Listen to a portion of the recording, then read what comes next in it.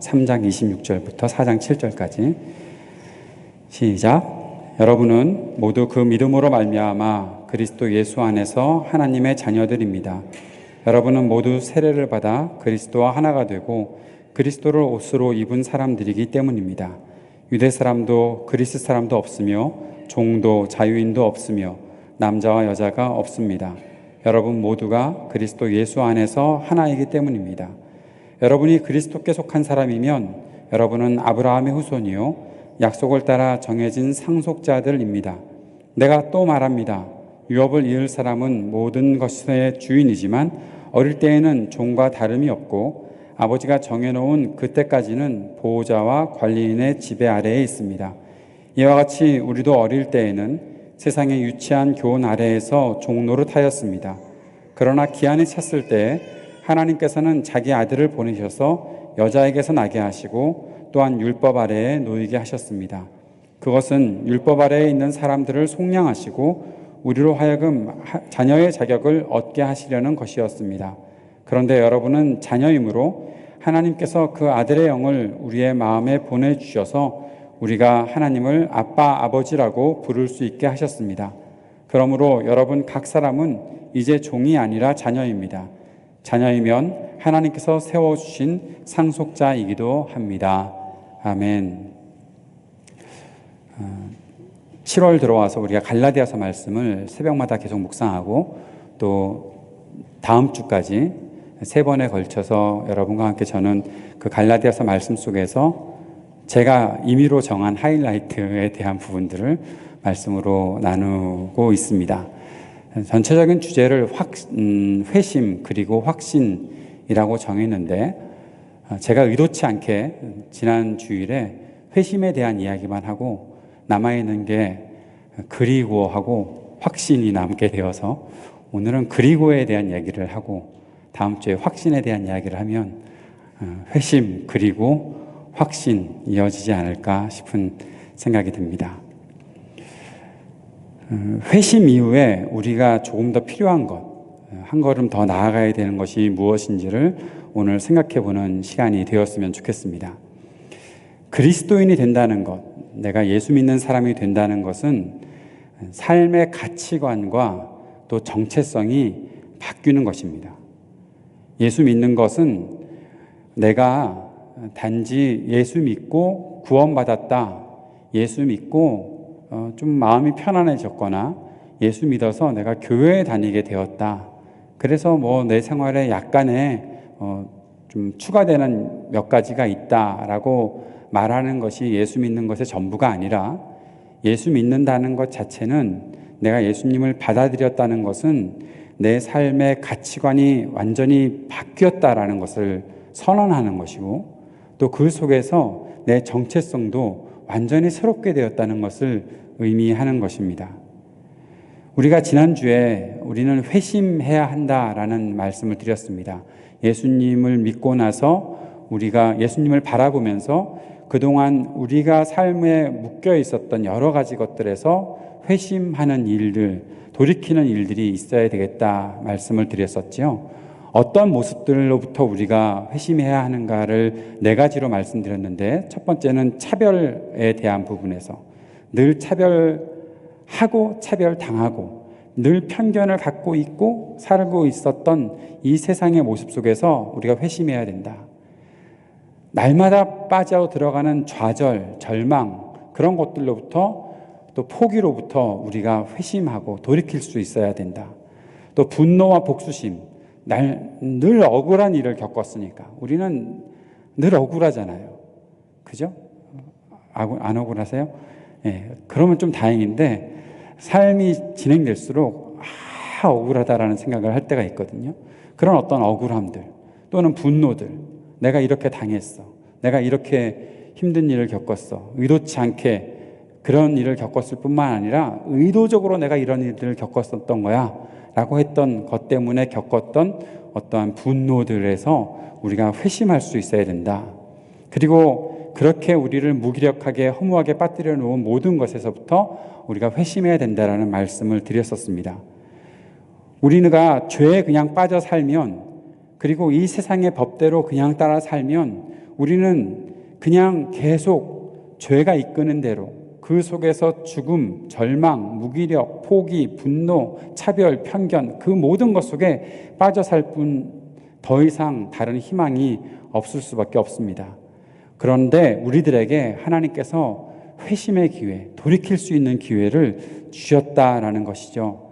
회심 이후에 우리들에게 새로운 삶의 길을 우리 주님이 열어주셨습니다. 그런데 우리가 한 가지 꼭 생각해야 될 것이 있습니다. 그렇게 하고 나면 저절로 모든 것이 잘 되는 것인가? 예수 믿고 나니까 모든 것들이 잘 되는 것인가? 가만히 있어도 모든 것들이 그냥 다 이루어지는 것인가? 여러분, 그런 말들 어르신들을 좋아했잖아요. 우리는 잘 안 쓰는 말인데 만사형통. 우리는 잘 안 써도 좋아하긴 하잖아요. 우리는 알고는 있죠. 만사형통 그런 게 있대라는 걸 알고는 있는데 내 삶의 모든 것들을 점검해 볼 때마다 만사형통하고는 별로 관계가 없는 것 같고, 찬송 부를 때마다 만사형통하리라 그러면 진짜 그렇게 속에서 질문이 일어나는 때가 있는데, 그렇게 저절로 되는 것이 아니라는 것을 우리가 예수 믿고 살아가면서 보게 됩니다. 거기에는 우리가 한 걸음 더 나아가야 되는 무엇인가가 있다는 것을 알게 되는 것이죠. 예수 믿었으니까 다 됐나? 했는데 아니구나. 예수 믿고 나니까 그 믿음의 길을 걸어야 한다라는, 어떤 면에서는 굉장히 어려운, 상상도 못했던 더 어려운 일들이 생긴 것 같은데 싶은, 그냥 세상에서 살면서 그대로 따라서 살아갔으면 남들이 하는 만큼 살면서 지낼 수 있었는데, 이건 믿음의 길에 들어와서 정체성이 바뀌고 가치관이 바뀌고 하다 보니까 더 어려워진 것 같다라는 생각이 드는 그 믿음의 길을 걷는 순간이 찾아온다는 것이죠. 그러면서 정리가 됩니다. 예수 믿고 나니까 누릴 수 있는 것 굉장히 많은데 내가 해야 될 일도 많구나 깨닫게 되는 거죠. 따라해 봅시다. 예수 믿고 나니까 누릴 수 있는 것도 많은데 해야 할 것도 있구나. 갈수록 이상해지십니까? 강요는 않겠습니다. 여러분의 자유를 드리기 위해서 강요는 않겠지만 이것을 우리가 인정해야 할 때가 있다는 것이죠. 특권이 있습니다. 그리고 책임도 있습니다. 우리에게 있는 특권이 무엇인지, 그 책임이 무엇인지, 그것들을 우리가 본문을 통해서 오늘 살펴보고 싶습니다.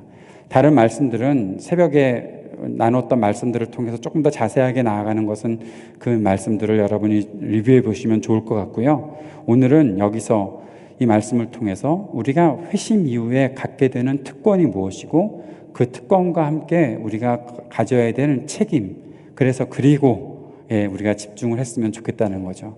이것을 했는데 그리고 또 무엇을 내가 해야 되는가라는 것입니다. 한 가지만 우리 확인하고 넘어갑시다. 여러분은 그리스도를, 예수 그리스도를 여러분의 삶의 주인으로 믿고 영접하셨습니까? 아멘? 아니, 아멘 하라고 물어본 게 아니에요. 아멘 했냐고 물어보는 거예요. 다시 한번. 여러분은 예수 그리스도를 여러분의 삶의, 앞으로 전 인생의 주인으로 믿고 영접하셨습니까? 여러분의 삶의 주인,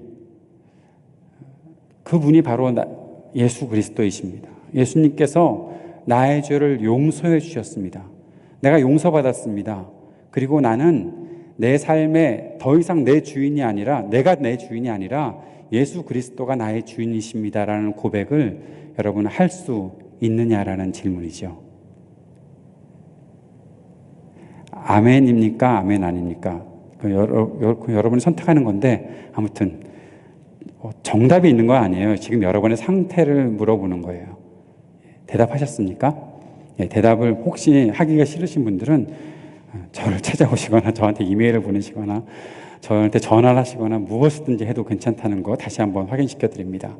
그런데 우리 지난주에 보았던 본문이 있죠. 갈라디아서 2장 20절 말씀. 나는 그리스도와 함께 십자가에 못 박혔습니다. 이제 살고 있는 것은 내가 아닙니다. 그리스도께서 내 안에서 살고 계십니다. 내가 지금 육신 안에서 살고 있는 삶은 나를 사랑하셔서 나를 위하여 자기 몸을 내어주신 하나님의 아들을 믿는 믿음 안에서 살아가는 것입니다. 이 고백이 회심의 고백이거든요. 내가 예수 그리스도 안에서 이렇게 살기로 작정하였습니다. 내가 내 삶의 주인이 아니라 예수님께서 내 삶의 주인이십니다. 내가 육신 가운데서 내 인생을 살아가는 모든 이유는 나를 사랑하셔서 자기 몸을 내어주신 하나님의 아들을 믿는 그 믿음 안에서 내가 살아가고 있는 것입니다. 그분이 살기 때문에 내가 살아가는 것이고 그분이 나를 인도하시기에 내가 그 인도하시는 길로 따라가는 것입니다. 그것이 예수 믿는 아주 중요한 고백이 되는 거죠. 예수 믿고 내가 죄 용서받고 나 구원 얻어서 천국 갈 수 있습니다. 예, 맞아요. 그런데 함께 딸려 있는 거예요. 이 고백이 같이 있는 거예요. 근데 우리는 가끔 이거를 떼놓고 생각할 때가 있어요. 나 구원 얻고 천국 가. 천국 가니까 너무 감사해서 내가 주일에 가서 예배 드리는 거야. 예배 드렸거든요. 예배 드려줬거든요. 그러니까 됐잖아요. 그리고 내 인생은 내 마음대로 그냥 내가 원하는 대로 내가 계획한 대로 살면 되는 거 아닙니까? 라고 질문하시면 아직 예수님을 잘 모르는 거예요. 구원받는 믿음을 고백했을지 모르지만 여러분의 삶에 찾아오셔서 여러분과 날마다 동행하기를 원하시는 그 주님의 은혜를 우리가 모르고 살아갈 수도 있다는 거예요. 이 고백이 함께 있어야 돼요. 그래서 우리에게는 내가 믿는 주님이 나의 삶의 주인이 되십니다. 나의 삶을 다스리십니다. 나의 정체성을 완전히 바꿔놓으셨습니다. 그래서 내가 하나님의 자녀가 되게 하셨습니다. 내가 구원받은 사람이 될 수 있습니다. 라는 그런 고백이 되는 것이죠. 요한복음 1장 12절에 보면 그를 맞아들인 사람들, 영접한 사람들, 곧 그 이름을 믿는 사람들에게 하나님께서 주신 것이 있는데 바로 하나님의 자녀가 되는 특권을 주셨다라고 말씀하고 있어요. 네, 우리가 누리는 것이 바로 그 특권이라는 거죠. 하나님의 자녀로서의 특권. 자, 우리 생각해 봅시다. 하나님의 자녀가 되는 특권이라는 것은 결국 우리의 삶에 살아가는 영역이 달라진 것을 말해요. 이 땅에서 속한, 세상에 속한 자녀들이 아니라 하나님께 속한 자녀가 되었기 때문에 우리가 삶을 살아가는 영역이 하나님의 세계에서, 하나님께서 내게 베풀어 주시는 그 모든 은혜의 세계에서 살게 되어 있는 거예요. 우리가 단지 천국 갈 것만, 이 세상에서 내 마음대로 살다가 예수 믿는다는 고백 하나 티켓처럼 가지고 있다가 결국 언젠가 천국에 들어가겠지, 그게 아니라 내가 예수 믿는 고백을 날마다 드린다는 것은 내가 내 삶의 영역 속에서 똑같이 다른 사람들과 일상을 살지만 그러나 그 속에서 삶의 주인이신 예수님을 나의 주인으로 고백하고 내가 그분과 동행하고 그분의 뜻을 이루어 가는 것이 내 삶의 분명한 목표입니다라고 고백하며 살아가는 것, 그렇게 삶을 살아가게 된다는 것을 말하는 것이고 그것이 궁극적으로 하나님의 자녀가 되었다는 것을 의미하고 있는 것이죠. 그리스도인이 되었다라는 것에 그래서 표면적인 증거가 어디에 있냐면 아까 여러분에게 잠깐 말씀드렸던 것처럼 세례 받는 것으로 나타나는 거죠. 세례를 받을 때 우리는 그리스도인 되었다라고 말합니다. 하나님의 자녀가 되었다라고 말합니다. 왜냐하면 세례 받는 것이 바로 예수 그리스도와 특별한 완전한 일치, 연합을 이루는 것이 되기 때문에 그런 것이죠. 그렇게 예수님과 함께 일치된 삶을 살아가는 삶을 가리켜서, 사람을 가리켜서 그리스도인이라고 부르는 것입니다. 그리스도인은 입으로 난 구원받았습니다, 입으로 아멘 잘하는 그런 사람들을 말하는 것이 아니라 그리스도처럼 살아가는 사람을 보고서 말하는 것이 바로 그리스도인이에요.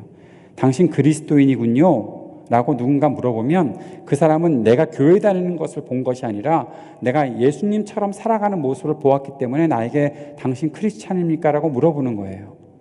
문제는 우리가 그런 질문을 한 번도 받아보지 않았다는 거죠.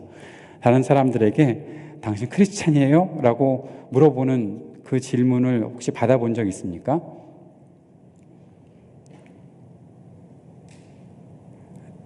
아무튼 대답은 되게 안 하시는 거예요.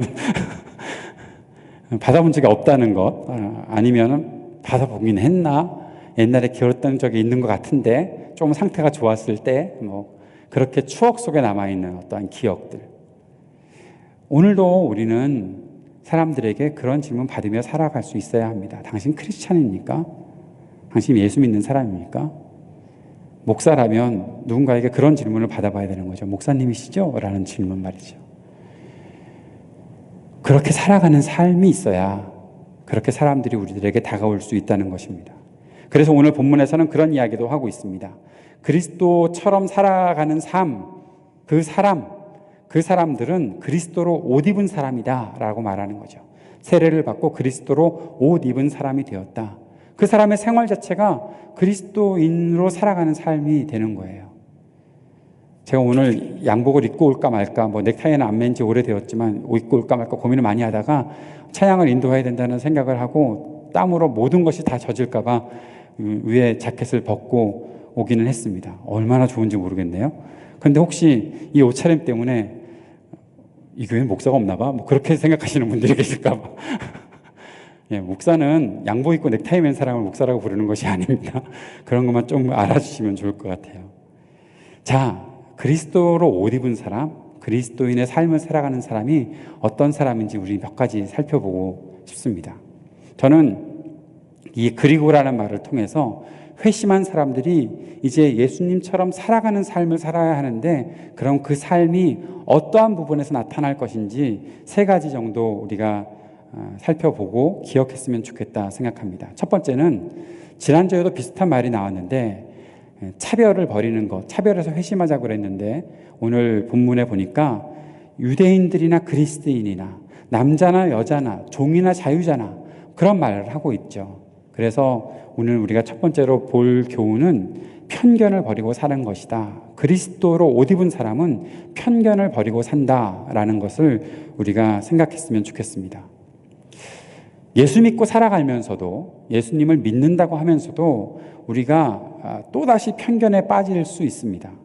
예수님께서 누구에게나 베푸시는 은혜를 받았는데도 불구하고 예수 믿고 살다가 우리 안에는 또 다른 벽들이 생겨나는 것 같습니다. 사람들은 벽을 만드는 걸 좋아하는 것 같아요. 나눠놓는 거 좋아하는 것 같아요. 나누자. 여기도 나누고 저기도 나누고. 너하고 나하고 나누어져서 살자. 그렇게 살자. 그렇게 살아가는 거. 합하는 건 되게 어려운 것 같아요. 좀 뭔가 합해서 살고 마음을 소통하고 살고 나누며 사는 것은 여기서의 나눔은 쉐어하는 것을 말하는 거고, 이렇게 구별해서 막 이것저것 선을 만들고 여기 탁탁탁탁 나는 뭐고 나는 목사고 너는 집사고, 그러니까 또 나누고. 혹시 그렇게 나눈 적이 있습니까, 여러분? 나는 집사고 나는 평신도고 목사님은 목사님이고, 그래서 우리 안에는 선을 만들어 놓고. 혹시 그런 선을 만들어 놓은 적이 있습니까? 나는 세례 받았고 너 아직 세례 안 받았다며 선을 만들어 놓고. 나는 남자고 나는 여자고, 나는 남자고 너는 여자고, 나는 남자고 나는 여자고. 이상하다 그건, 그죠? 오늘 우리가 아주 좋은 그 자리 배치가 되었는데 여기는 청년들이 앉는 거고 여기는 결혼한 사람들이 앉는 거고, 그런 식의 어떠한 선들, 우리 교회는 그런 선이 좀 없었으면 좋겠습니다. 왜냐하면 예수 믿는 도리 중에 아주 중요한 도리가 하나가 바로 이 편견을 버리는 거예요. 나누어 놓는 선을 없애는 거예요. 여러분, 성경은 그런 선을 만들려고 말하지 않아요. 그러면 그런 질문이 있을 수도 있죠. 지난주에 어떤 분이 질문하셨는데 저한테, 목사님, 차별에서 회심하는 것, 차별이라는 것과 구별이라는 것은 어떻게 다릅니까? 구별이라는 것이 거룩함에 연결되는 것이라 생각을 하는데 우리는 구별된 사람들이라면 차별은 무엇입니까? 라고 질문하신 분이 있었어요. 설교 끝나고 나서 그런 질문 대환영입니다. 저는 우리 교회에 질문하시는 분들이 있는 게 막 행복해요. 그래서 질문을 하면 그 얘기를 하려는 것이 아니지. 자, 차별과 구별. 뭐가 다를까요, 여러분? 차별과 구별이 뭐가 다를까요? 하나님이 우리를 구별해 주셨어요. 하나님이 구별해 주셨어요. 거룩한 사람들로, 백성들로 하나님이 구별하셨어요. 하나님이 선택해 주셨어요. 사람이 임의로 선택한 것이 아니에요. 너 좀 배운 것 같다. 예수 믿을래? 교회 다닐래? 같이 우리 교회 올래? 너 좀 외모가 안 되는데 우리 교회 못 올 것 같아. 혹시 그래서 아직까지 교회 인도하지 못하고 있는 사람들이 있습니까? 밖에? 우리만큼 메모가 안 된다고 해서? 그건 우리끼리 차별하는 거죠. 사람이 나눠놓는 것은 차별입니다. 그러나 성경이 하나님께서 우리에게 말씀하신 것은 구별한다는 것이죠. 그런데 구별된 우리들은 그런 차별을 없애야 돼요. 누구에게나 함께 열어놓고 함께 말씀 듣고 함께 공부하고 있어야 되는 거예요. 누구라도 마찬가지예요. 어떤 사람이라도 마찬가지예요. 누구하고나 다 우리가 하나님 말씀과 하나님 사랑 나누며 살아갈 수가 있는 거예요. 담배 피는 사람은 예수 못 믿는 사람이니까 그 사람들하고는 상종도 하지 말아야죠. 간접흡연 하잖아요. 여러분, 저는 그래서 간접흡연을 얼마나 많이 했는지 몰라요. 대학 시절에 제 친구들은 맨날 담배만 폈어요. 그런 친구들과 같이 앉아서 계속해서 이야기를 했어요. 걔들이 나한테 넌 담배도 안 피면서 왜 우리 안에 앉아가지고 간접흡연을 하고 있냐? 담배가 좋으냐? 막 그렇게 물어보는 친구들도 있었어요. 근데 저는 그 친구들에게 기회만 되면 복음을 전하려고 그 친구들 사이에 앉아 있었어요. 한국에 동창들이 모인다고 그래서 제가 가면 동창들이 모이면 걔네들은 꼭 술집으로 저를 안내를 해요. 너는 술도 안 마시면서 왜 우리한테 나오냐 그러면 저는 그들하고 같이 이야기하는 게 즐거우니까 같이 나가는 거예요. 언젠가 마음이 열려서 함께 있으면 되니까. 제가 나름대로 그들을 차별하면서 쟤네들은 술 마시고 쟤네들은 담배 피는 애들이니까 나는 쟤네들하고 안 놀아. 그럼 누구랑 놀 거예요? 교회에서만 놀 거예요? 여러분, 교회에서만 제발 놀지 말고 밖에서 좀 노세요. 주일엔 교회 나오고 밖에 나가서 열심히 놀아요. 친구들과 같이. 그리고 우리의 삶을 통해서 그들에게 그리스도를 알게 해줘야죠. 우리가 그런 사람들이 되었으면 좋겠어요. 저는 우리 교회가 세상에서 제일 좋은 교회가 되기를 원하는데 이러다가 보면 또 차별이 생깁니다. 무슨 뜻인지 아세요? 나 에임스 반석교회라는 너무나 좋은 교회를 다녔었는데 다른 데 가보니까 나갈 교회가 없네. 이런 교회가 없네. 그래서 맨날 에임스 반석교회만 추억하고 살아요. 다른 데 가서는 교회 생활을 못한다고. 가봤더니 이상한 것 같아. 우리처럼 가족적인 분위기도 없는 것 같고 할아버지 할머니만 계시고. 여러분, 이민교회 가보면 다 할아버지 할머니들만 있어요. 어쩔 수 없어요. 그런 교회 다녀야지. 우리가 스스로 나눠놓지 말자고요. 가서 우리 때문에 그들이 복받는 교회 만들어주자고요. 저는 우리 교회가 세상에서 제일 좋은 교회가 되기만 하는데 이 세상에서 제일 좋은 교회를 다녔다라는 증거가 어떻게 나타나느냐? 어떤 곳에 가서도 예수 믿는 사람들이라면 하나가 될 수 있고 그리스도를 내 주인으로 고백한 사람들이라면 함께 마음을 나눌 수가 있고 그들과 함께 찬송할 수 있고 그들과 함께 교제할 수 있는 그런 사람들이 되는 거예요. 그것이 세상에서 제일 좋은 교회 다녔던 여러분이 앞으로 해야 될 일이에요. 목사님, 저보고 나가라는 얘기입니까? 뭐 그렇게 말씀하실 분들 계시는데 다음 주에 새가정이나 저희들이 작별 인사를 또 해야 돼요. 오늘처럼 이렇게 길게 시간 못 드려요. 다음 주는 짧게 하고 넘어갈 거예요. 근데 다 가서 어느 교회 나갈 거예요. 교회 못 다니겠네. 교회 못 찾겠네. 목사님, 나갈 교회가 없어요. 제발 그러지 마시고 어느 교회든지 나가세요. 여러분 때문에 복받는 교회를 만드세요. 그것이 차별 없이 살아가는 그리스도인들의 모습이 되는 거예요. 누구도 차별하지 마세요. 나이가 들었다고, 젊다고, 배웠다고, 안 배웠다고, 직업이 다르다고, 살아가는 스타일이 다르다고, 그런 벽들은 다 헐어버리세요. 그리스도께서는 이미 그런 벽들을 다 헐으셨던 분이세요. 그리스도 예수의 십자가는 유대인이나 그리스도 사람이나 그들은 절대 하나가 될 수 없었던 사람들이에요. 이방인들, 유대인들은 절대 아니었어요. 갈라디아 사람들의 지금 가지고 있는 문제와 고민은 그것 때문이에요. 유대인들이 이방인들 보고 너네 할례 안 받았잖아. 너네 율법 행하지 않잖아. 그런 것들 때문에 자꾸만 차별하는 일들을 또 만들어 놓기 때문에 생겼던 문제들이에요. 그럴 때 사도 바울은 예수 그리스도의 복음을 증거하며 그들에게 말합니다.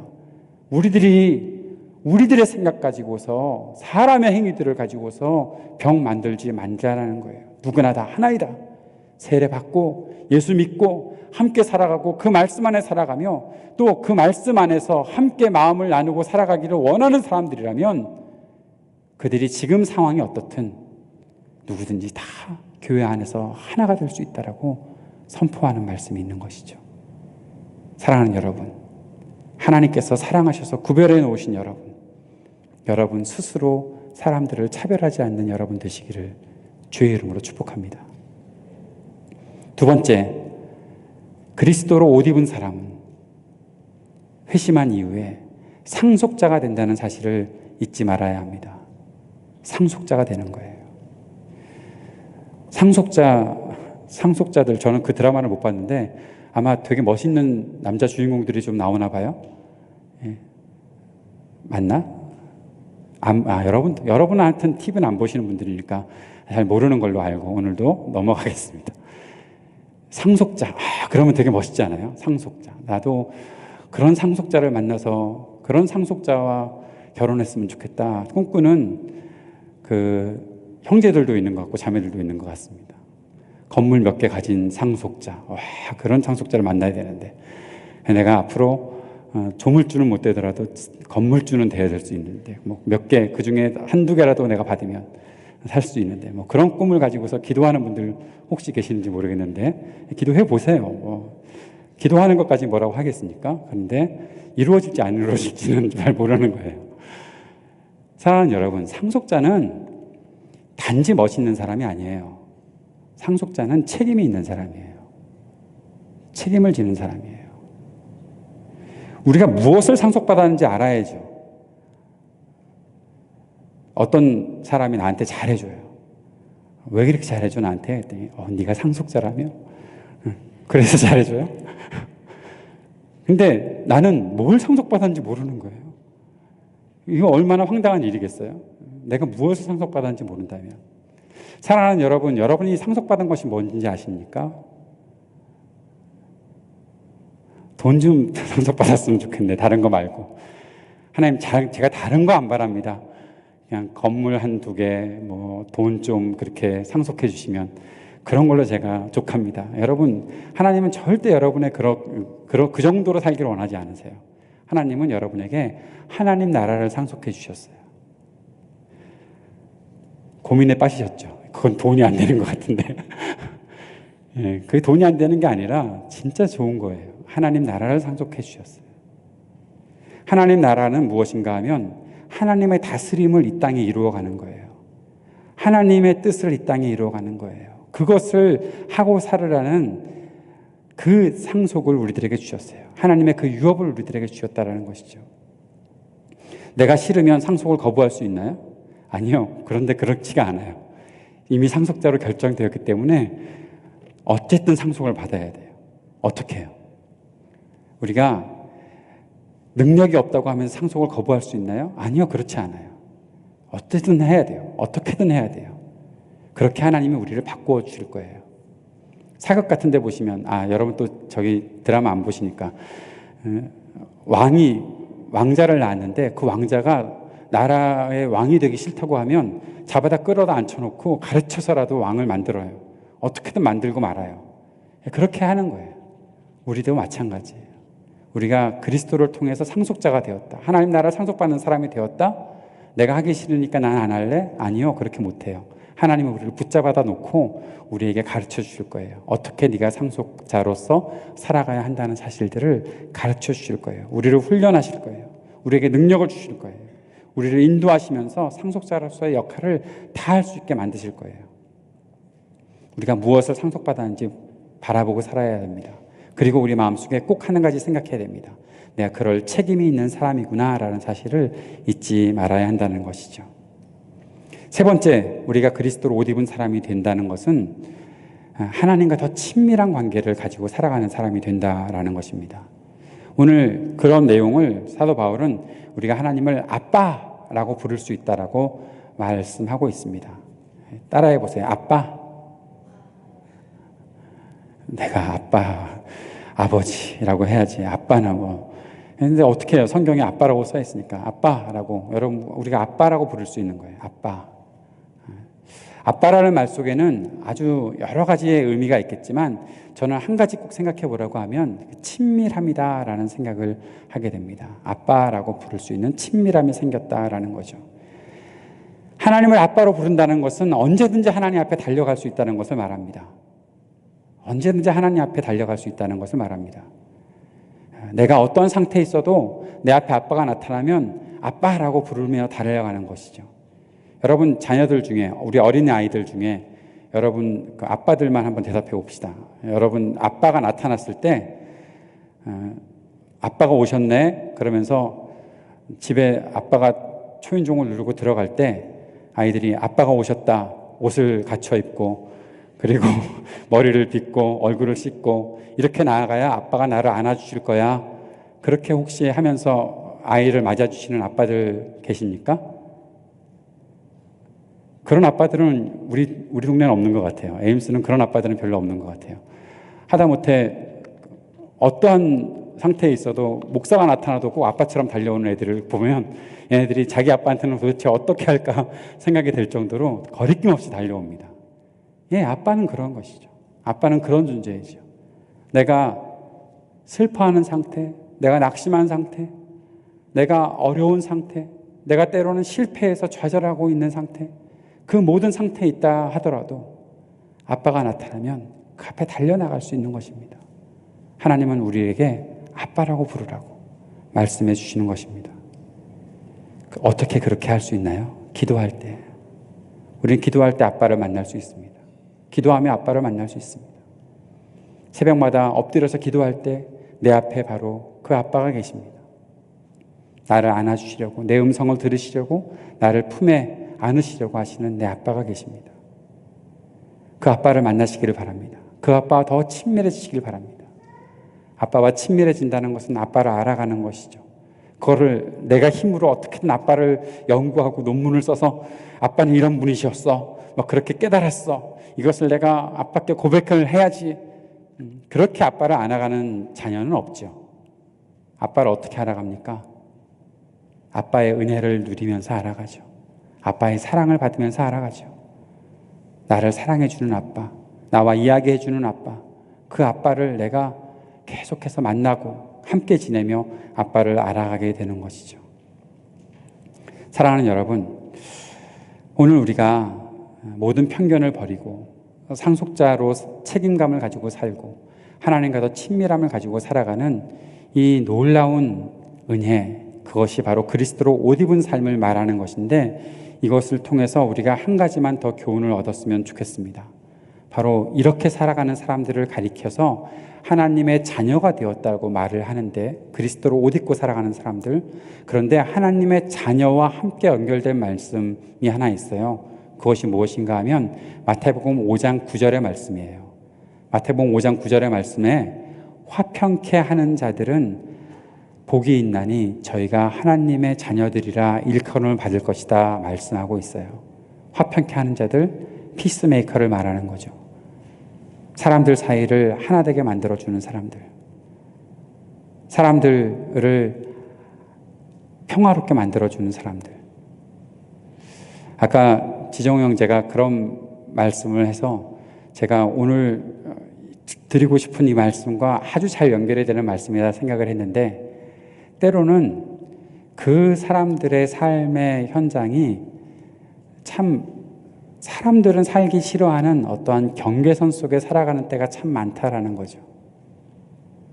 경계선 속에서 피스메이커들의 삶의 자리는 언제나 어딘가 한가운데에 있는 것 같아요.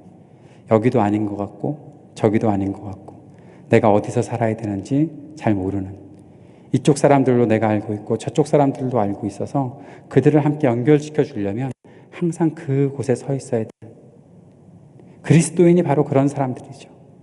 하나님께 우리를 향해서 중보하시면서 아버지 하나님께 우리를 드리시고 싶어 하시는 우리 예수 그리스도께서 영원한 우리의 중보자가 되시는 것처럼, 우리의 삶에서도 그리스도를 본받아서 내가 이 땅의 사람들을 위해서 애쓰는 삶을 살겠다, 이 땅을 조화롭게 만드는 사람이 되고 싶다, 이 땅을 평화롭게 만드는 사람이 되고 싶다라는 그러한 마음을 가지고 살아가게 되는 것이죠.